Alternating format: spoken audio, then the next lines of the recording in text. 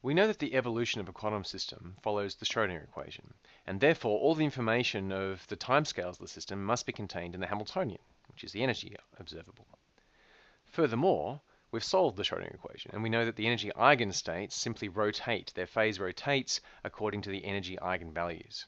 So if you take those energy eigenvalues and divide by h bar, that gives you the corresponding frequency. Invert that, you get the timescale. That's the timescale of the evolution. But the energy is not uniquely defined. The only thing that's uniquely defined is the relative energies. We don't know whether zero in our energy is, but the spacing in the energies has to be physically defined. And so it must be those energy differences that define our key timescale. And this leads us to a universal physical tip, really. Always look for the fundamental length scales, time scales, energy scales, whatever, of your physical system. And without a single quantitative calculation, you can estimate what's going to happen to that system's behavior just from those scales and guessing what happens in the various limits. And calculations are usually just for getting the details of the curves in between. So let's come back to quantum mechanics once more. We have our fundamental three postulates that everything's described by a Hilbert space, that those elements evolve according to the Schrödinger's equation, except when we measure them, when they suddenly jump to eigenstates of our observables. We looked at the linear evolution, and we saw that it was described by a unitary operator. We saw that we could change our evolution. Instead of being associated with states, we could associate it with operators or some mixture. We looked at unitary operators defining transformations, and in fact unitary operators that depend on some parameter being continuous transformations. And then we saw Noether's theorem coming back. So we saw that symmetries of the Hamiltonian gave us conserved quantities, i.e. the generators of those symmetries. We saw that momentum was defined actually as the generator of translations, and similarly angular momentum is defined as the generator of rotations. We learned the Einstein summation notation. We learned that since angular momentum is the generator of rotations, it must follow these commutation relations. We saw that there are more than one kind of angular momentum. Orbital angular momentum is a form of angular momentum for spatially distributed waves. It's the old form, so L is R cross P, except now everything is operators, and that has the same commutation relations that any angular momentum must have. And we also learned that there's another kind of angular momentum that certain particles have, which is a finite dimensional form called spin. It's a kind of intrinsic angular momentum, and the spin operators in the x, y, and z direction also have to obey these commutation relations. And we saw the example of spin based on the Pauli matrices for spin half particles, such as an electron. Particles that have spin tend also to have orbital angular momentum in practice, of course, because they are distributed spatially as well. And particles that have both orbital angular momentum and spin angular momentum, the total angular momentum is just the sum of those two kinds of angular momentum. And the Hilbert space, instead of being described by a wave function throughout space, it's described by a multi-component wave function throughout space. And so for a spin half particle, where there are two spin degrees of freedom, a spin up and spin down in any axis, then we have a two-component wave function over all space.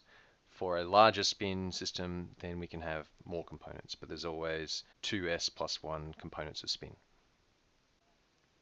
Now you might be surprised that Lagrangians were so fundamental to classical mechanics, but quantum mechanics is all formulated in terms of the Hamiltonian. And if so, you're in very good company. Richard Feynman had a tendency to do almost everything his own way, and so perhaps it was no surprise that almost 2 decades after quantum mechanics was first invented, he went back and reformulated it in terms of Lagrangian mechanics. And this had 3 main success stories. The first was it led on to a strong development in quantum field theory and relativistic quantum mechanics, which is basically the deepest truth we know about the Hilbert space that describes all matter and energy today. The second is it's fundamental to the key calculation in particle physics. The key methods are based on the Lagrangian formulation. And thirdly, it's a very powerful way to look at the correspondence principle, the way that the classical world comes out of the large limit of quantum mechanics. Now classically, an object has a position and a momentum.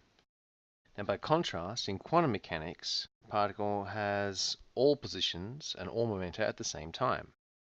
Classically, this particle follows the path of least action. So if it starts here and it's going to end up here, so if it starts at position A, ends up at position B, then there are many possible paths it could take to get there, and takes the one that defines the least action, where the action, remember, is just defined as the integral over the Lagrangian.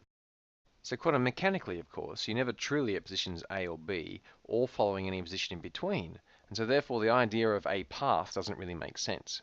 And the idea of the Lagrangian formulation, as described by Feynman, was that a particle takes all possible paths from A to B. And we're going to show that the path integral formulation of quantum mechanics is equivalent to the Hamiltonian method that we've already learned by showing that they both produce the same unitary evolution operator.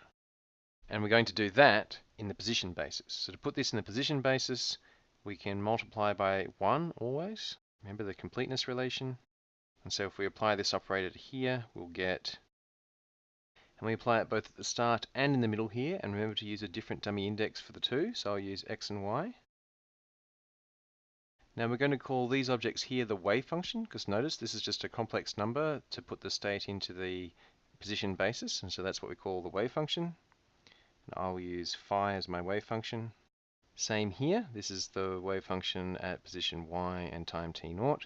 And here, this object here, I'm going to call, that's again just a number, but it's a function of x, t, y, and t0. And this is true, so we've got a superposition of basis vectors here and a superposition of basis vectors there. And so each of the components must be the same. And what we've done here is we've got an equation equating the coefficients. This is the wave function at some position x and later time t, is some linear combination of the wave function at earlier times and at different positions. And this set of coefficients here, this arbitrary linear operator, is known as the propagator. And it's defined simply as the time evolution operator in the position basis. And you can see it takes us from position y at an early time t0 up to position x at a later time t. And that's why it's called the propagator. And the propagator is often called a Green's function as well, hence the g. Now there are two main methods of finding it. The first is the method you know, the Hamiltonian method. And that is to remember that we know how this time evolution operator is calculated. And therefore we simply solve that and take the inner product with x and y, and we get the propagator. The second is called the path integral method. And in this case, we take 3 steps. First, we find all the paths joining the 2 points. The second is we calculate the action for each of those paths. And the third is we add them all up in the following way. And so this a here is just a normalization constant. We have to take the sum over all paths, and we take the action, and that's just the phase of the path. So every path counts equally. So there's no small paths and big paths. They're all equal weighted, but their phases change according to the action of the path. And it turns out that when you add them all up like that way, you actually get the correct version of the propagator. And in practice, showing this equivalence is really quite involved, and it's going to take us a little time. And indeed, this idea of summing over all the paths in a quantitative sense is a new idea, and we have yet to define what it means. And in practice, we'll do that as we go through the proof itself. But first, let's check that we can actually calculate the action for different paths. So let's start with a specific example. In one dimension, we'll have a potential that's quadratic, so it's a harmonic oscillator. And let's assume we start at the origin and we go in a straight line at a constant velocity. It has to be a straight line because it's one dimension, but constant velocity is our assumption. Now calculate the action if we're going from the origin to a point following this path.